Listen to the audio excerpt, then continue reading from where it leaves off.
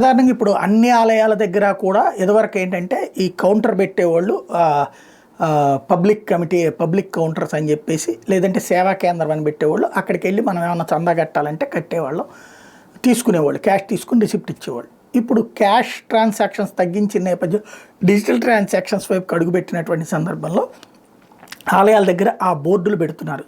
స్కానర్తో మనం చేసుకోవచ్చు, లేదా అక్కడ ఫోన్ నెంబర్ పెడుతున్నారు, దాని ద్వారా చేసుకోవచ్చు. ఇట్లాంటి దాంట్లో ఒక మోసం జరిగిందా? ఇప్పుడు కాణిపాకానికి సంబంధించి ఒక పెద్ద చర్చకి కారణమైనటువంటి అంశం ఏంటంటే అక్కడ ఒక బోర్డు ఉంది, అందులో అన్నదానము, గో సంరక్షణ, జనరల్ అని 3 పెట్టి కాణిపాకంకి సంబంధించి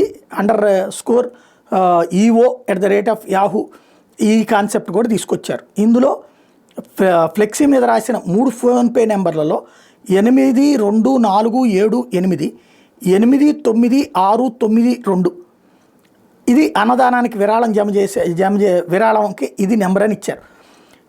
ఇందులో వాస్తవంగా అది ఓపెన్ అయినప్పుడు ఏం రావాలి?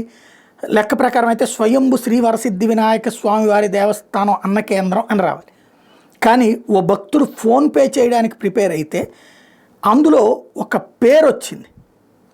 ఇది సంచలనమైంది.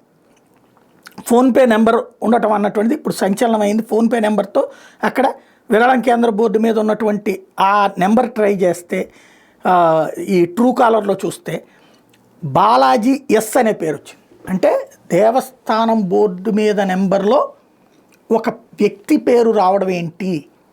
ఇది దేవుడికి కాకుండా ఈ సొమ్ము వ్యక్తుల చేతికి ఏమైనా డైవర్ట్ అవుతుందా అన్నటువంటిది ఇప్పుడు ప్రధానంగా వచ్చినటువంటి అనుమానం. దేవాలయం అధికారులు దీని మీద ఏం వివరణిస్తారో చూడాలి.